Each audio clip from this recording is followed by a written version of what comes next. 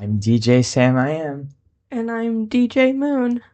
We're joined with Mr. Sjolund, our dean, or no, you are the headmaster here at That's right. St. Andrew's Sewanee School. Yeah. And this is Headmaster's Corner, coming to you live on WMTN LP Sewanee 93.1, 103.1, and streaming live on sasradio.org.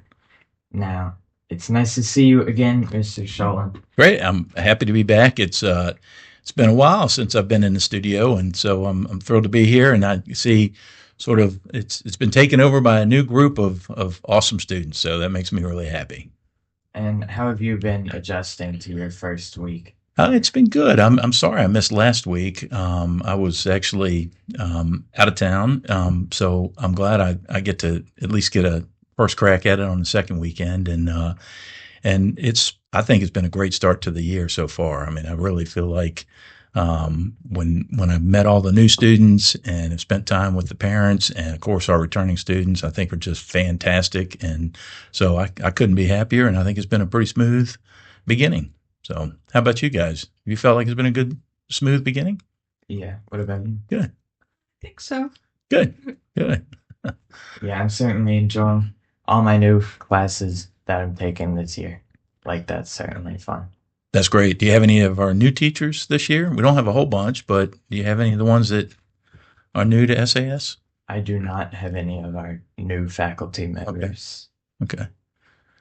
Well, you'll when you do get an opportunity to take some classes from them, just like the returning teachers, I think you're going to really enjoy them. So, yeah, next year I'll be taking advanced physics with our new physics teacher. Yeah, Mr. Maller's great.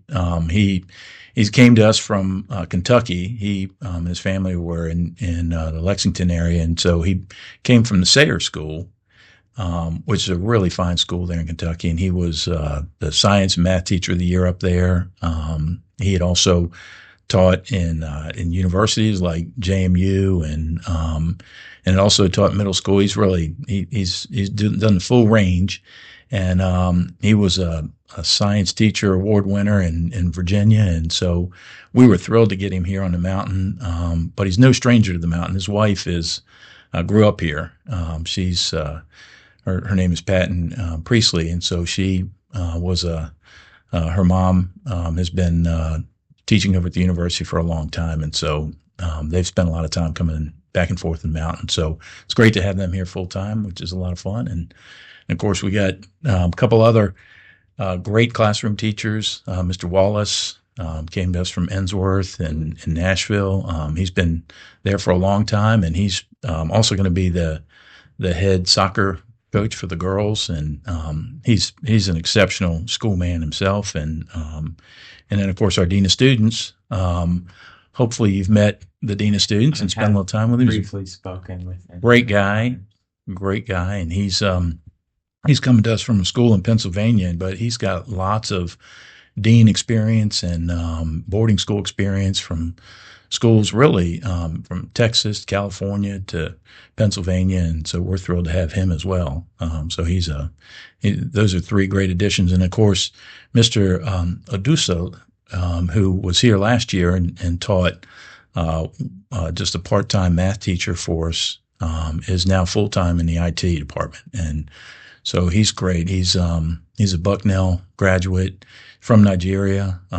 Wonderful guy, and he's living on campus. So, another great school guy. And just to let you know that the dean of students, Mr. Phillips, went to school at Wake Forest University, which is where I lived for 9 years in Winston-Salem. So I know what a great school that is. And then, of course, he also went to University of Florida, where he got his master's, and then he got a master's in philosophy from University of St. Andrews, who I think is on campus sometime this week. I think tomorrow it's when they're. Yeah, which is pretty cool. And Mr. Wallace, I don't think I mentioned it, but he's a Kenyon College graduate and also got his master's at Vanderbilt University. So these are just really, really high quality, great teachers, and joining a list and a group of other really high quality teachers. So thrilled to have them. Yeah. You have any questions? Okay.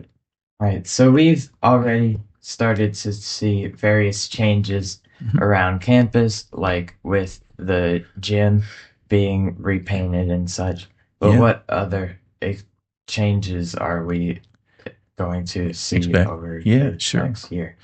Yeah, we got a wonderful gift that helped us do some what we call sort of front porch work, cleaning up our front porch. And we've been wanting to paint the gym for a long time. It was one of those buildings that it's functional, but it looked very different than all the rest of the buildings on campus, and so we really felt like to bring our campus together. And we call that our front porch because most of the people that come to visit us, they come in if they're not students or not part of the community already, they're coming to visit to go watch an athletic event, or they're going to a show in McCrory Hall. And so they're seeing that area, the parking lot, which we're going to pave. That's one of the things that we'll be doing sometime this year. We're going to redo the asphalt there and clean up the parking lot. Those things seem just like they're cosmetic, and they are, but it really does make a presentation that I think is important for the school to put its best foot forward, particularly for those folks that aren't going to spend a lot of time on our campus, but they come and see us for some sort of event, athletic event or a theater event.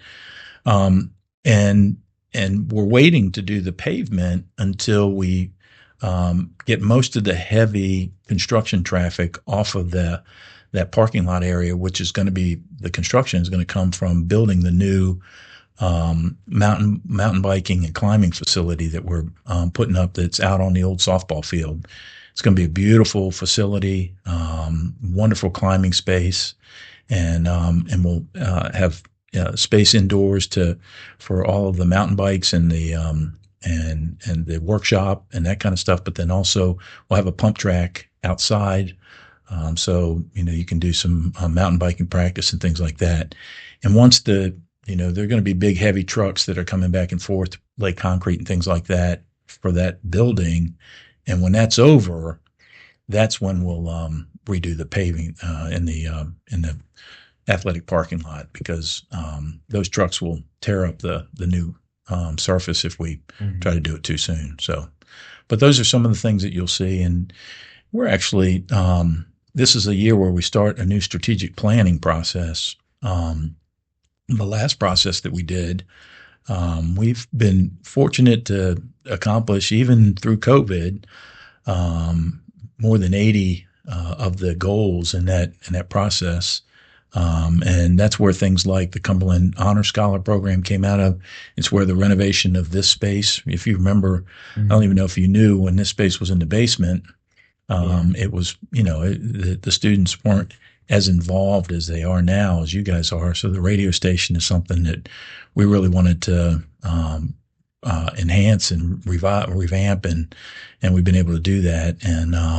And it's great because we get to see talented folks like you making good use of it. And it's been a lot of fun for the last couple of years, sort of pulling that together. That's all came out of the last strategic plan.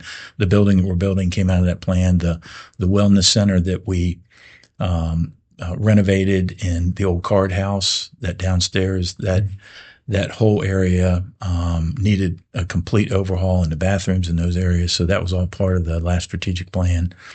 The Compass program that we do, a lot of our grade level programming ideas and things like that all came out of the last strategic plan. So we're about to start that process here in the next couple of weeks, and it'll go on throughout most of the year, and all of it in preparation for, we have an accreditation that all of our schools, independent schools, get accredited by a third party, and it's for us, it's Southern Association of Independent Schools.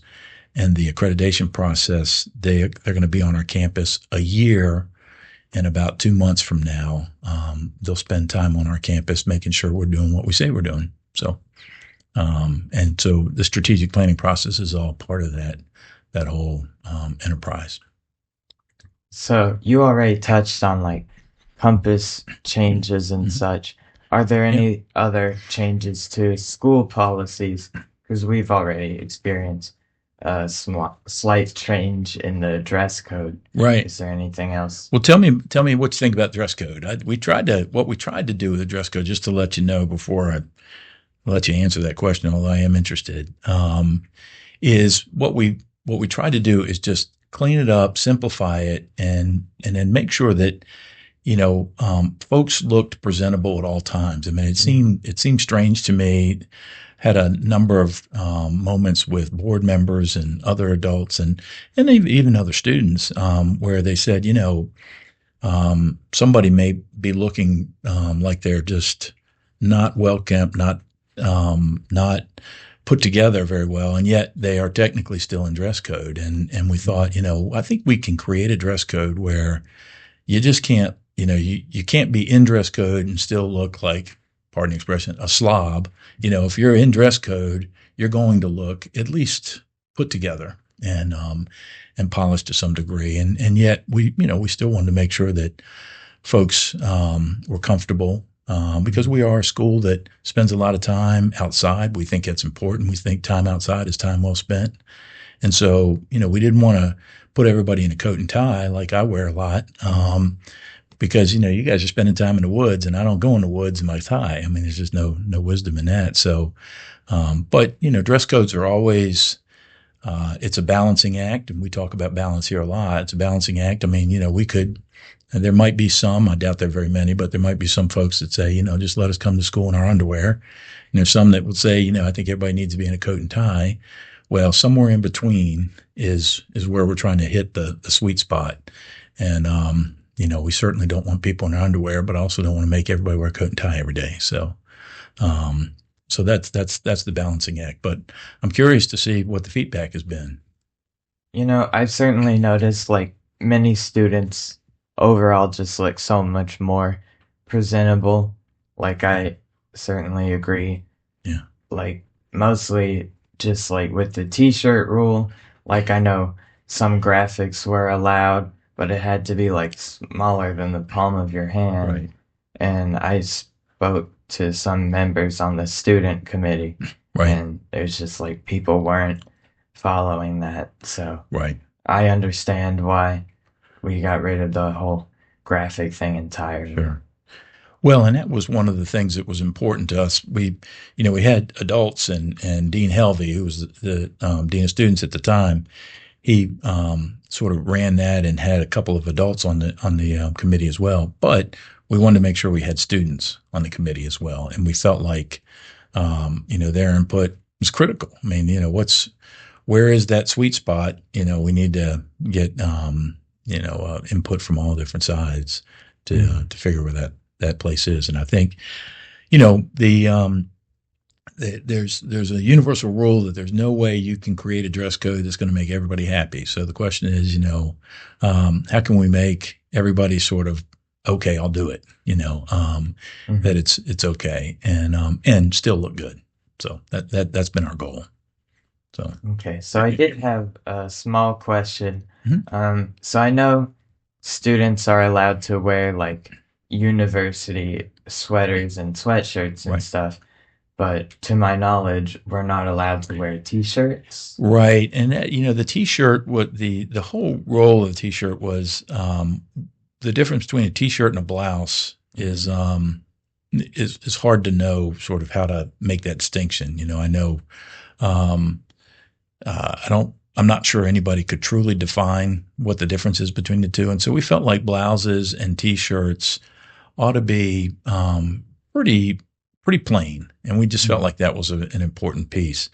And that, if we're going to have something that's like to stay warm, a pullover of some sort, that's when I think it's probably okay to have either a university,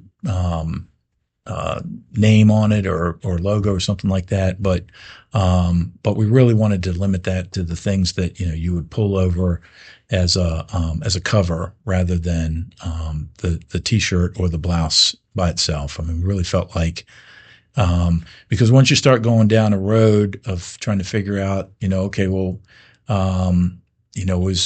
is just having say Sewanee on a t-shirt, how is that a whole lot different than having AC/DC on a T-shirt. I mean, it's different, but is it different? And it's the look is a little less kempt. I mean, in our mind, I think the feeling is a plain T-shirt just has a cleaner look. The lines are better, and so we just really felt like let's leave T-shirts to be blank, with maybe the exception that you might have a Nike swoosh or a Tommy Hilfiger or something like that. But otherwise, I think they just really need to be one plain color. So I understand. Well, it's been nice getting to talk to you and hear about various changes and just get some clarity on numerous topics. Is there anything you wanted to add? I think like when the dress code was first implemented and shared out to all the students and stuff, I think some people were confused about whether like your dress shirts and stuff had to be solid colors. Right. But that was the Proctor dress show.